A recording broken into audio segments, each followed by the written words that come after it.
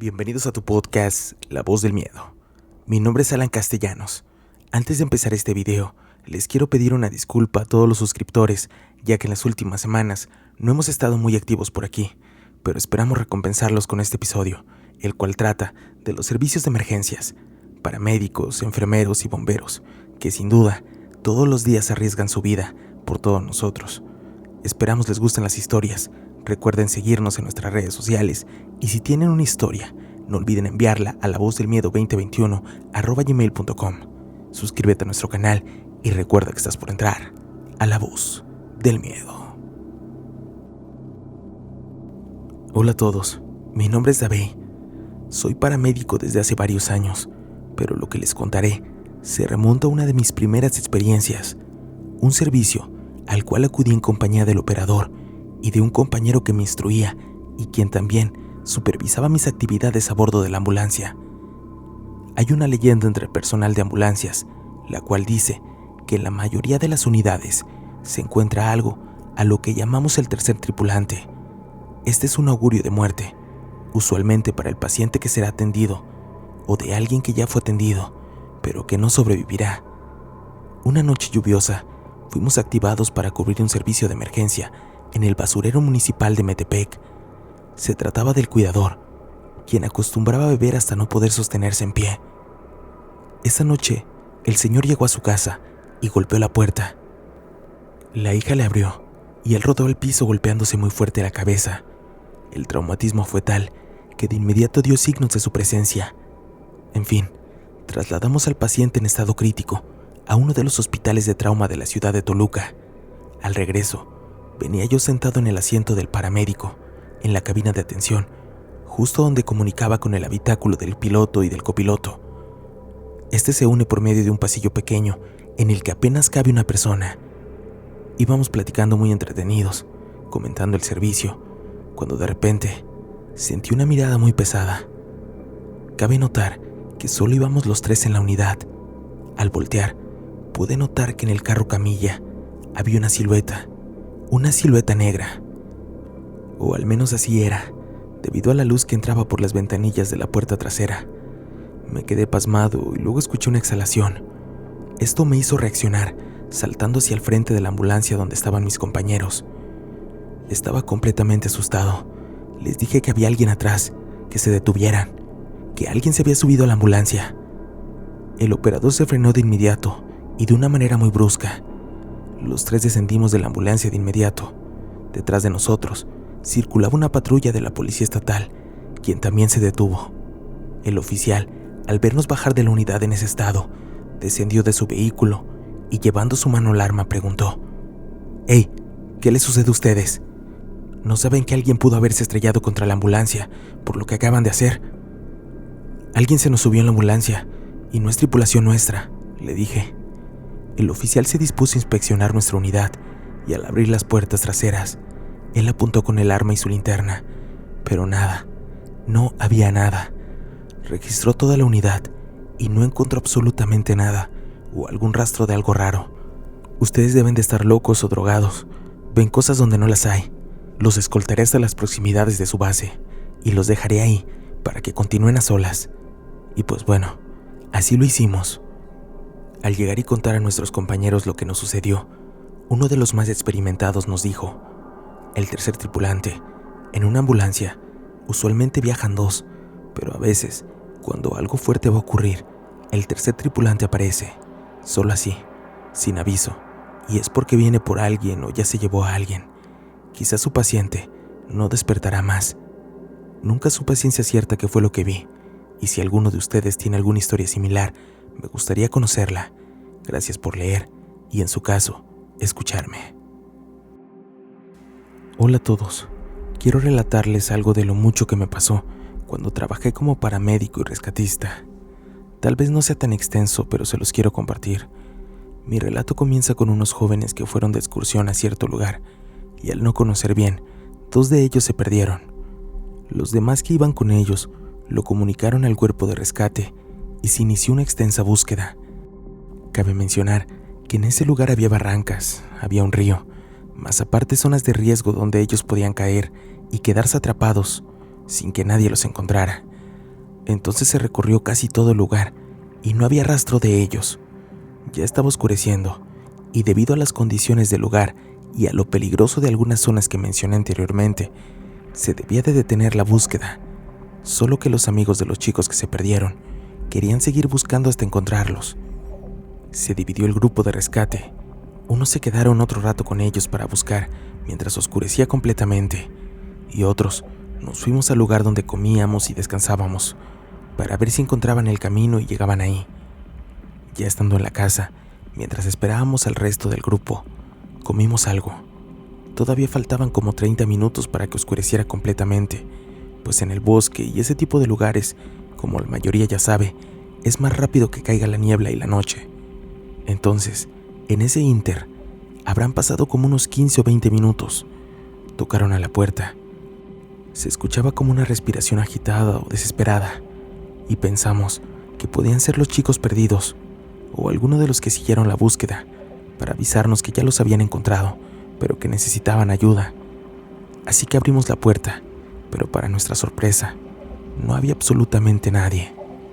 Como a la media hora, ya estaban de regreso todos en la casa, dejando la búsqueda para el día siguiente.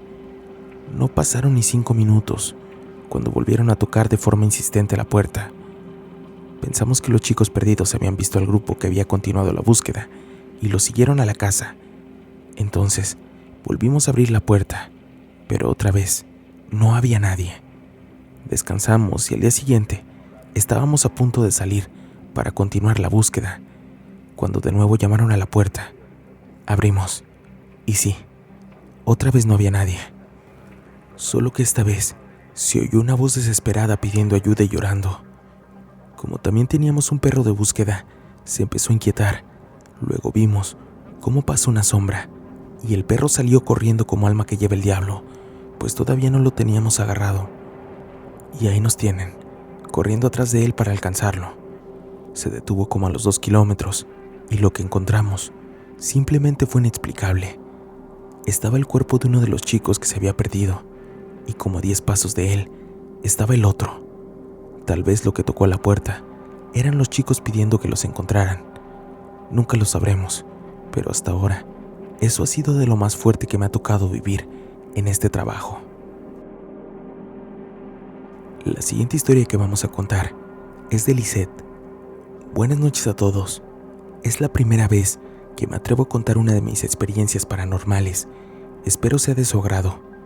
Quiero contarles algo que me sucedió en mi 4º año de carrera de enfermería. En mi país, para poder graduarte, debes hacer un año entero de prácticas hospitalarias. Estas son divididas en 4 rotaciones en hospitales diferentes, donde hacíamos guardias de 12 horas. Cuando me ocurrió esto, estaba en mi 3ª rotación. Cuando llegué, siempre me relataban que en ese hospital habían muchos espíritus que siempre espantaban, y específicamente más en la sala de mujeres. Yo no quería creer, pues nunca me había pasado algo paranormal. Cuando ingresé, me tocó el área de emergencia. La verdad, en todas mis guardias nunca había sentido ni visto nada. Un día por la mañana, había ingresado un nuevo paciente, pero la medicación de él no había sido entregada, así que la enfermera jefa me mandó a la farmacia para que retirara los medicamentos. Ella me dijo que pasara por la sala de mujeres, pues era más rápido llegar a la farmacia por ese camino. Al pasar por ahí, me sentí observada, como si alguien no me quitara la mirada de encima. Cabe recalcar que me encontraba sola, pues no había nadie más. Cuando regresé, decidí irme por el camino más largo, aunque sabía que me iban a llamar la atención. Una guardia de noche, por mi mala suerte, una enfermera de la sala de mujeres había faltado y necesitaban cubrir el personal faltante. Me enviaron a mí a cubrir la falta de la enfermera. Cuando llegué, la jefa de la sala me dijo que aplicáramos la medicación y que luego podíamos turnarnos para descansar. Pero antes de ir a dormir, yo en mi curiosidad le pregunté si era cierto que en esa sala espantaban. Ella solo me dijo que no creyera todo lo que me decían, que ella nunca había experimentado nada paranormal. Era la 1 de la mañana, así que decidí ir a dormir un poco. No habrían pasado ni 45 minutos cuando empezamos a escuchar cómo en el techo, corriendo de un lado para otro, una y otra vez, Eran pisadas demasiado fuertes. El estruendo era demasiado fuerte. Todas las pacientes se despertaron asustadas, preguntando qué pasaba, y nosotros estábamos atónitas, sin saber qué hacer. La enfermera, en su desesperación de saber qué era lo que corría en el techo, salió a ver qué era lo que causaba tanto ruido. Yo me quedé adentro calmando a los pacientes, cuando de pronto escuché un grito de la enfermera. Salí. Ella me decía: «Es una niña, es una niña». Yo me quedé perpleja viendo cómo esa niña corría en el techo de un lado para otro y preguntándome cómo esa niña podía causar tanto ruido, cómo esa niña se había subido al techo sin nosotras haberlo notado. Empezamos a gritarle que se detuviera, que bajara de ahí. Cuando la niña se detuvo, nos miró. Sus ojos, nunca olvidaré sus ojos, eran rojos, tenía una mirada de odio. Eso que se hacía pasar por una niña, se tiró del techo y corría a perderse. Adentro las pacientes gritaban: «Se murió, se murió». Tal vez no me crean, y hasta a mí en su momento me pareció una locura. Esa cosa que se hacía pasar por una niña se detuvo a medio techo, y la mujer que estaba en donde esa cosa se detuvo murió esa noche. Todas decían que esa cosa vino por ella, que vino a buscarla para llevársela. El hospital estaba sobre un cerro, y del otro lado el cementerio, y todas las cosas paranormales que habían ahí las atribuían a eso, a que el cementerio se encontraba demasiado cerca. Espero les guste mi relato. Les agradezco muchísimo por leerme, y quisiera poder escribirles más de mis anécdotas en los hospitales en los que hice mi año de prácticas. Que tengan una buena noche y hasta pronto. Hola a todos. Voy a contarles la historia de mi amigo Roberto. Esto le sucedió hace 22 años, mientras el huracán Mitch azotaba Honduras, en especial la costa norte. Un día, platicando con él sobre una historia que había escuchado en el YouTube, me dijo: «Muy interesante la historia. De cierta manera me recuerda lo que nos pasó a mi papá, a mi tío y a mí, cuando llegó el huracán Mitch en el 98.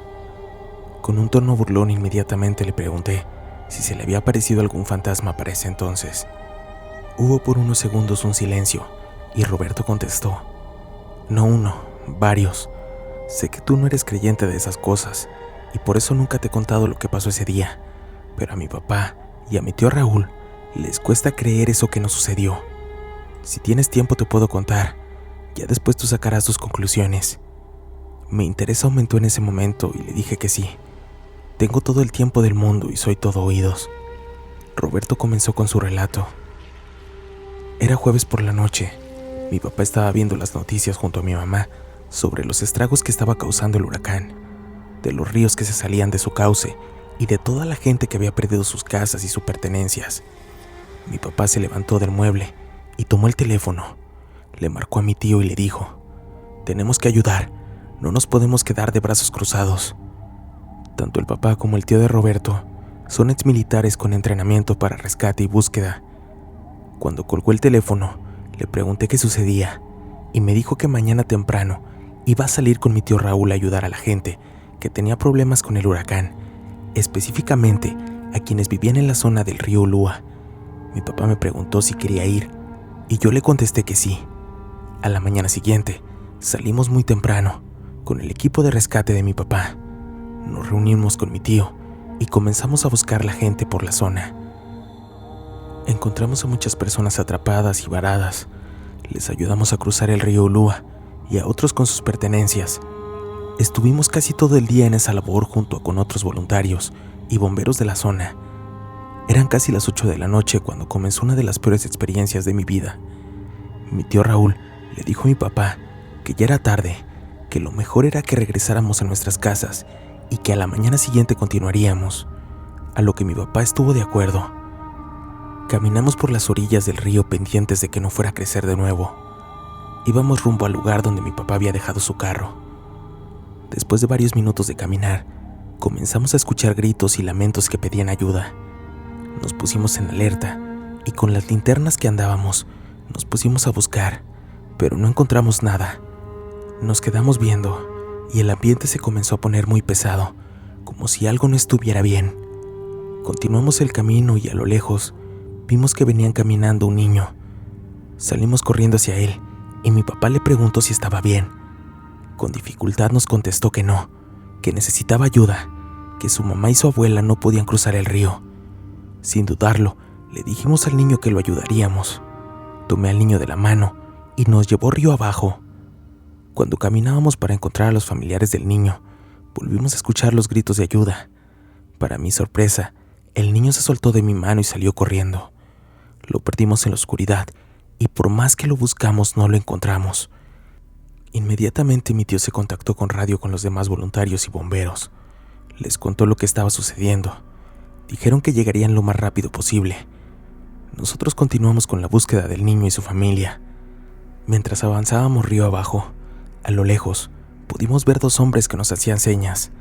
Nos acercamos, vimos que eran 2 bomberos que estaban al otro lado del río y nos dijeron: «Ayuda, por favor, nos quedamos sin el equipo y no podemos cruzar. Buscamos una familia, pero no pudimos encontrarlos». «¿De casualidad no son un niño y 2 mujeres?», preguntó mi papá. «Sí», respondieron ellos. «El niño nosotros lo encontramos», dijo mi papá, «pero salió corriendo río abajo. ¿No lo vieron ustedes?». «También llamamos a sus compañeros, en cualquier rato estarán por acá».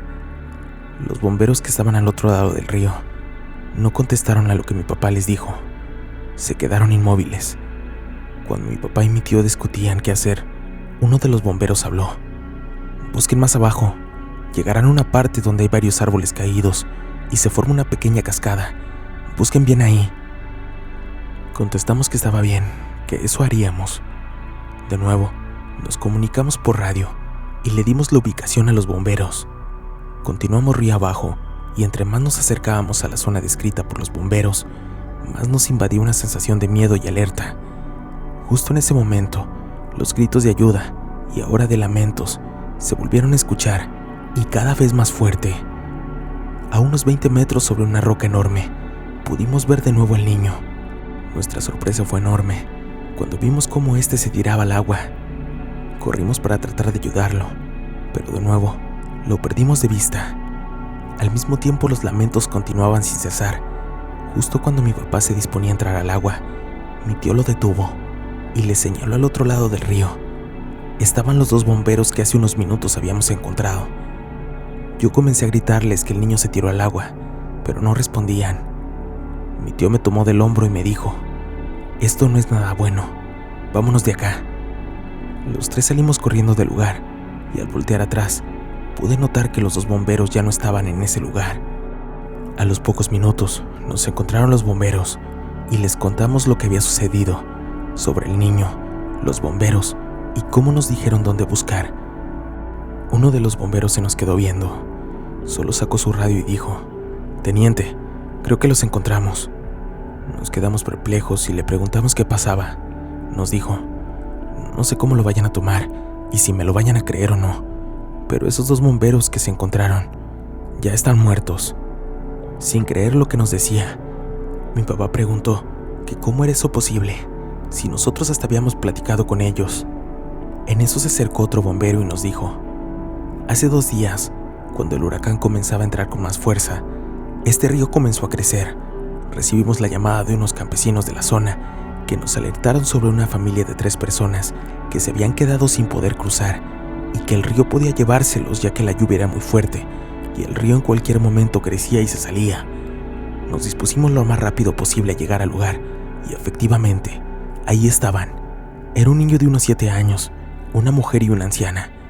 3 de nuestros rescatistas se dispusieron a realizar la labor, colocaron el equipo y justo cuando comenzaba a pasar la familia, el río creció de manera violenta, arrastrándolos a todos. Ayer pudimos encontrar el cuerpo de uno de los rescatistas, pero nos faltan 2 y la familia completa. Pero creo que ustedes ya los encontraron».